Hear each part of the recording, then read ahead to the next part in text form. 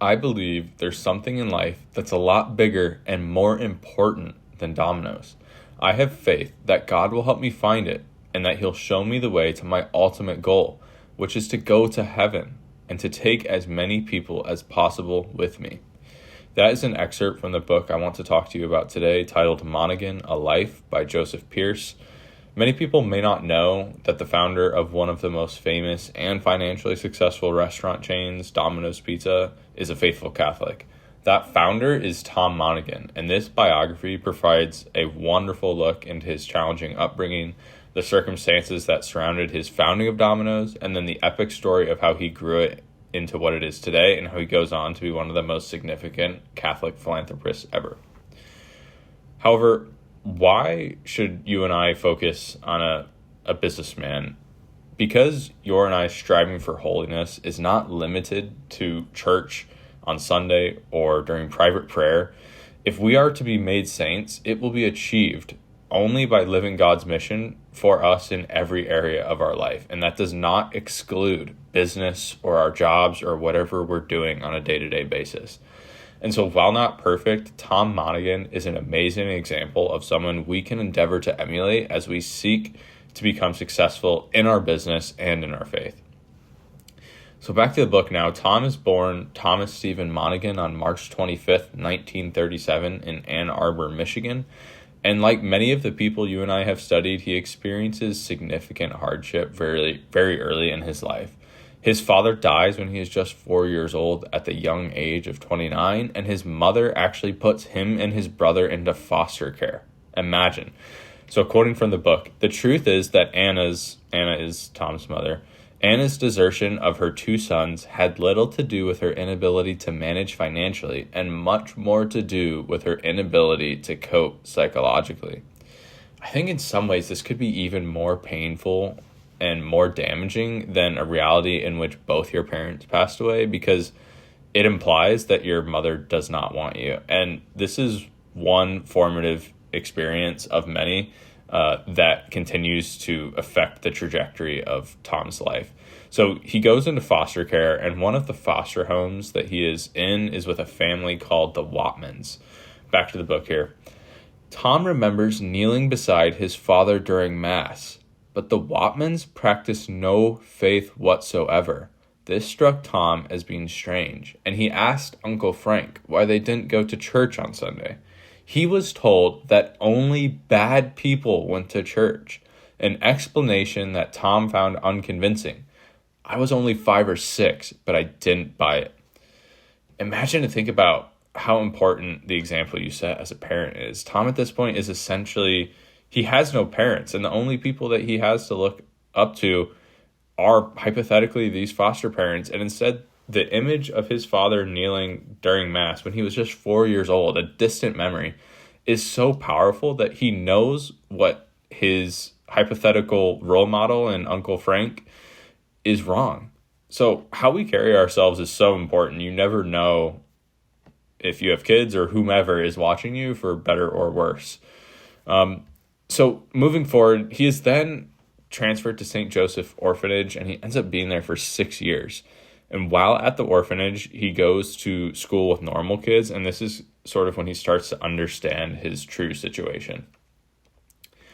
That's when I first started realizing how different I was. You know, everyone had a family. Everyone had nicer clothes, it seemed like.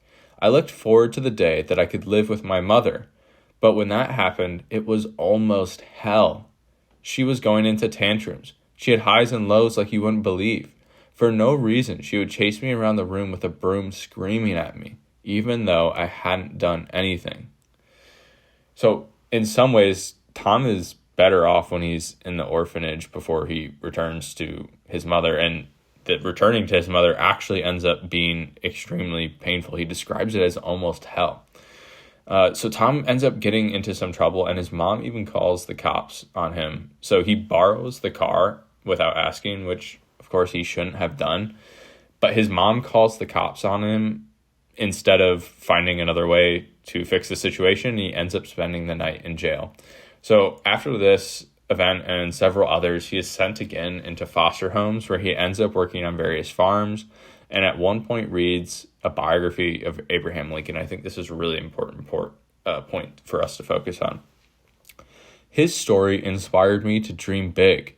If a poor farm boy from Illinois could work hard and become president of the United States, why should he, a poor farm boy from Michigan, put limits on himself? I love this, and I love this mentality. Why not me? If he could do it, why can't I? This comes up later in the book as well, is Tom is obsessed with Ray Kroc, the founder of McDonald's. Love him or hate him, he is one of the most successful entrepreneurs ever. And after he reads this biography, he is so impressed, so obsessed with learning from him, that he takes this relentless approach to call him every single month, have someone on his team, like his secretary, call McDonald's every month until Ray agrees to meet.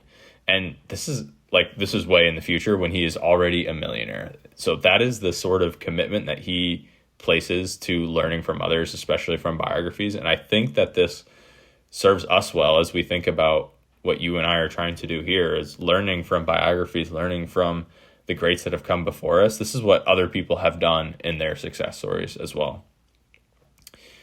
So during this time also, Tom notes that the closest thing he had to a father was his parish priest. And this is shockingly similar to Tolkien's upbringing. Also orphaned at a young age, he was essentially raised by a priest as well. And this had a similar effect on Tom as it had on Tolkien, as he is even drawn to the priesthood and goes to the seminary in 10th grade. Back to the book. The question on the application form asked the applicant why he wanted to become a priest. Tom answered that he sought the salvation of souls. It's ironic he would write more than 60 years later, but that's the entire purpose of my life and work today, my own soul included, of course. However, he is ultimately kicked out of seminary for similar behavior that he was having earlier in his life, and this absolutely crushes him at the time. However, he does end up graduating from high school, but at the bottom of his class. After high school, he ends up working several dead-end jobs before he is accepted to the University of Michigan. To pay for his education, he hitchhikes to Chicago to get a job to save money for tuition. Definitely a different time.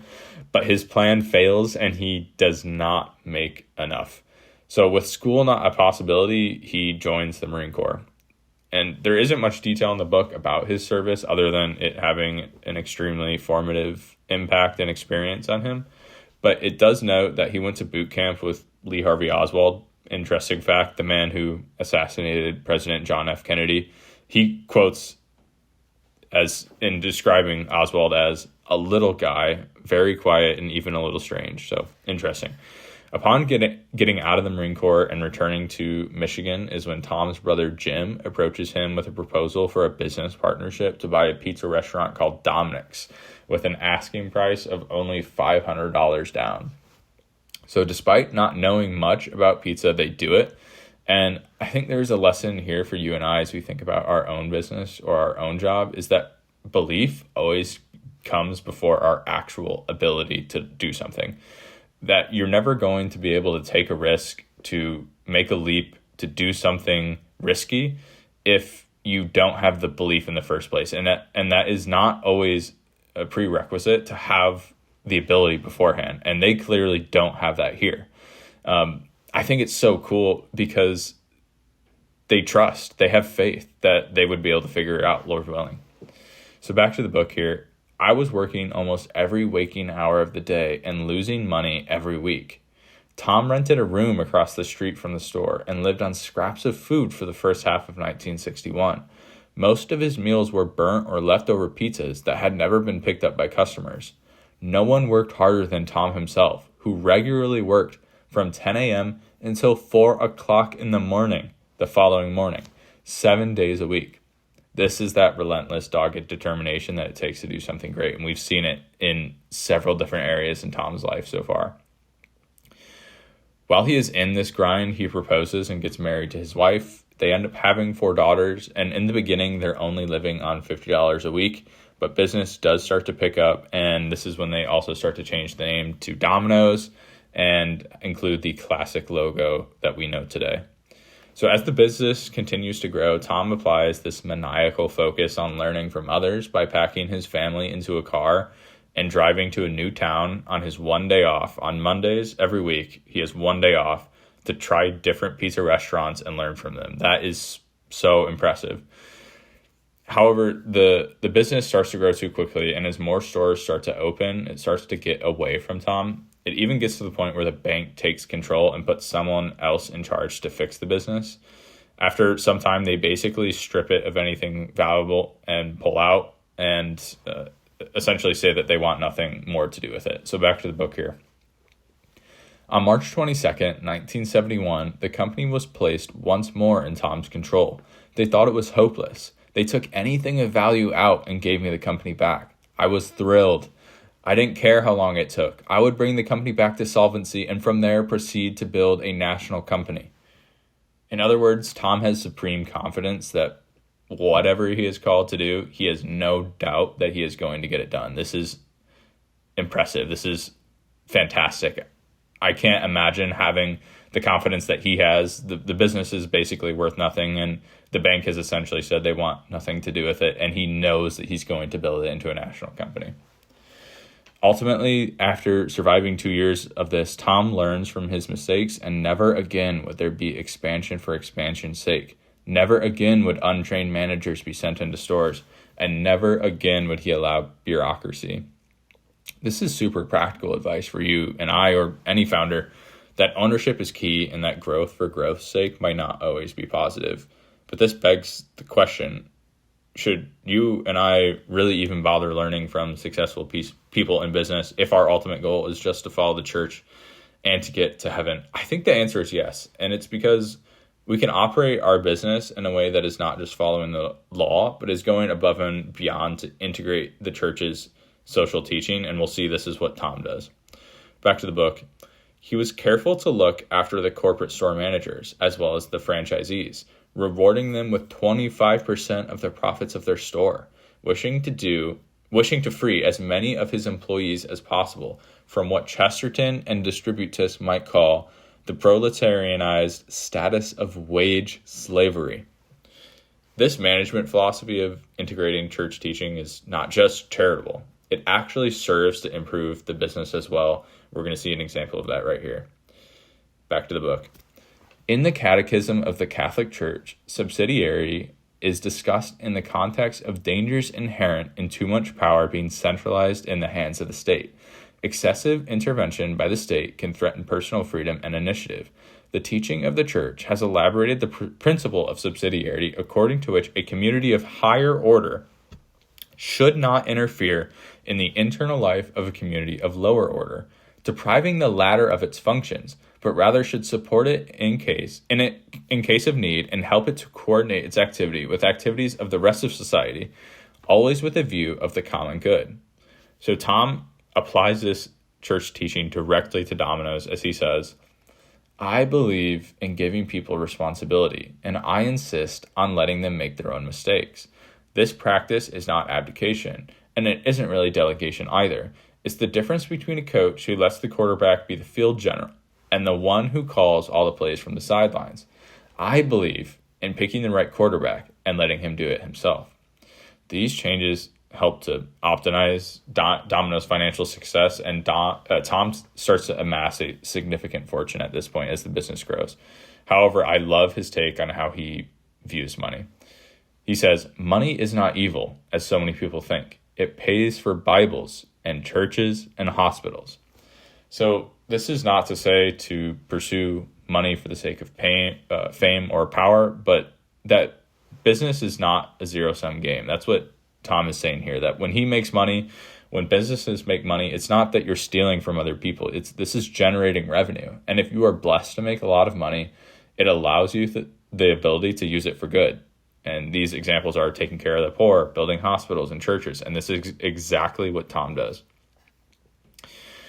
So on many different occasions, Tom is building infrastructure and hospitals in Central America. He's a millionaire at this point, flying coach instead of class, saving EWTN from financial crisis on one occasion, helping to fund the production of the new catechism on another.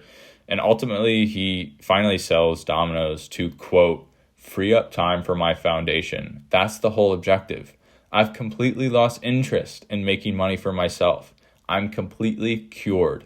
I've always had in the back of my mind that I was going to use my millions to give away anyhow, and now I'm there. With the selling of Domino's for over $1 billion to Bain Capital and his separate sale of the Detroit Tigers MLB team that he owned when he was a millionaire, he sets out to give everything to his foundation, inspired by the revitalization and success of Franciscan University of Steubenville. This is where he pours his billions into. And so he pours huge sums of money into the Catholic schools in Michigan, and then also resources for the religious, and also in Michigan, and ultimately starts what goes on to be Ave Maria University, with the goal of being the most authentically Catholic university in the U.S. Tom says their goal is, quote, helping our students get to heaven has to be our top priority, or we are missing the whole point. So to this day, Tom is still a tremendous philanthropist, still wakes up at 3 a.m. every day and does an hour of adoration before the Blessed Sacrament and works out. This is so cool. That is where I will leave it now, though. This was an amazing book and a tremendous opportunity to see someone who has worked extremely hard, been blessed to become a billionaire, and has since committed his life to give it all back.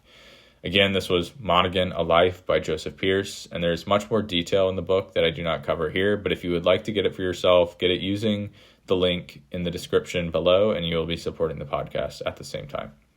Thank you, and Deo Gratias.